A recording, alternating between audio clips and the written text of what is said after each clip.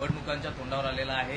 जागांचं स्वरूप कसं असणार आहे, 3 निवडणुका समोर आपण पाहतोय की आहेत. कशा पद्धतीने जागा वाटप होणार आहे, किती नेमके उमेदवार असणार आहेत? हे पहा कसं आहे की आता सध्या समोर लोकसभा आलेली आहे आणि लोकसभेमध्ये ज्या ज्या ठिकाणी आमचे उमेदवार आता तयार झाले, इतके फोन यायला, काल जवळपास 5-25 उमेदवार कालच एका दिवसातच काल तयार झालेले आहेत काल. त्यामुळे बहुतेक सगळ्या मतदारसंघामध्ये जे आहे आमचे उमेदवार जे उभा राहिले आपल्याला दिसतील आणि पूर्ण ताकदीने ओबीसी आणि भटकेहून समाज जो आहे तो त्यांच्या मागे ठामपणे उभा राहणार आहे.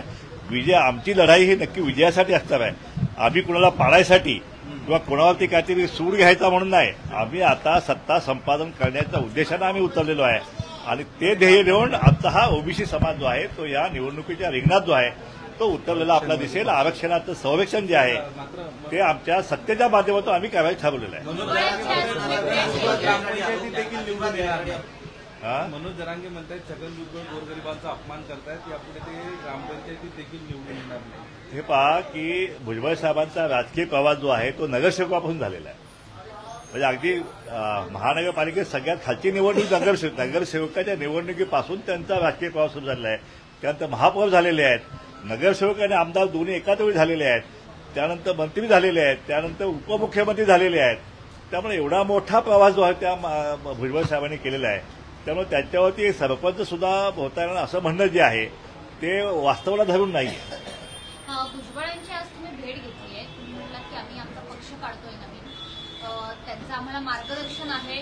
भुजबळ सत्तेत आहेत आणि तुम्ही पक्ष स्थापन करतायत.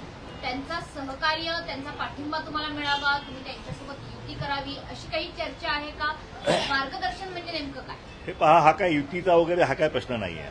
हा सर्वसामान्य ओबीसी जो बांधव जो आहे तो खेड्यापाड्यात गाव कुसा बाहेर आहे, त्याची भावना आहे की आता आम्हाला सुद्धा जे आहे आमचा हक्क जो या लोकशाहीमधला जो आहे, जो ह्या संविधानानं आम्हाला जो हक्क दिला आहे तो गेली 75 वर्षे कुठे विस्कावून घेतलेला आहे आणि तो आता आमचा हक्क जो आहे तो आम्हाला आता मिळवायचाच आहे. ही जाणीव जी आहे ती आता संपूर्ण ओबीसी आणि ह्या दलित आणि भटकेहून झालेली आहे आणि म्हणून हा जो पक्ष आम्ही निर्माण केलेला आहे.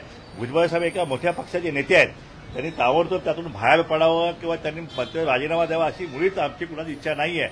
अजून 1 वर्ष सत्ता आहे आणि भुजबळ साहेब त्या मंत्री म्हणून त्या सत्तेमध्ये जे आहेत ओबीसीची बाजू लावून धरत आहेत, ओबीसीसाठी संघर्ष करत आहेत आणि त्यामुळं आम्ही सगळे त्यांच्या पाठीमागे, त्या संघर्षासाठी आम्ही सगळे त्यांच्या पाठीमागे ठामपणे आम्ही उभा आहोत. पण तुमच्या पक्षाचे नेते ते व्हावेत असं वाटत नाही नाही. ज्यावेळी भुजबळ साहेबांची अशी परिस्थिती निर्माण होईल की त्यांना बाहेर पडावं असं ज्यावेळी निर्माण होईल परिस्थिती, त्यावेळी आमच्या पक्षाचे ते नेतेच असणार आहेत. त्यामुळे त्यांच्या नेतृत्वात आम्ही पुढे मार्गदर्शन करू. सरकारकडे त्यांनी राजीनामा देखील दिलेला आहे, खरं तर यापूर्वीच दिलेला आहे.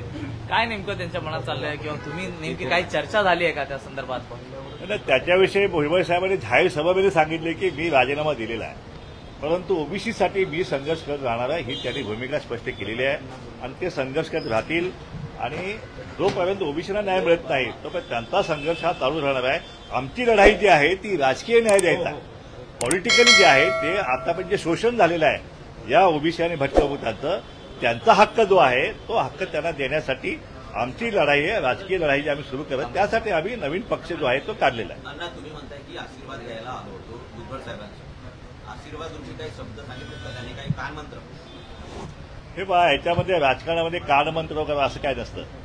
खाली समजने वाले को इशारा काफी है. समजलं? नाभिक समाजाने जे आंदोलन छेडलं होतं किंवा भुजबळांनी जे आवाहन केलं होतं त्यावरती जरांगे पाटील म्हणलं की नाभिक समाजाची माफी भुजबळांनी मागायला हवी. हे पहा, नाभिक समाजाविषयी जे वक्तव्य भुजबळ साहेबांनी केलं त्यावेळी मी स्वतः त्या व्यासपीठात होतो. भुजबळ साहेबांनी कुठलंही आक्षेपार्ह असं कुठलंही वक्तव्य केलेलं नाही.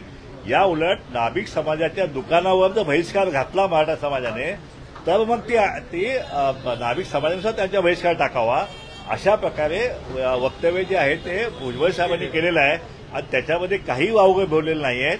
जी भुजबळ साहेबांवर काही नाभिक समाज बांधव करत आहेत ती चुकीची आहे, ती गैरसमजून केलेली आहे.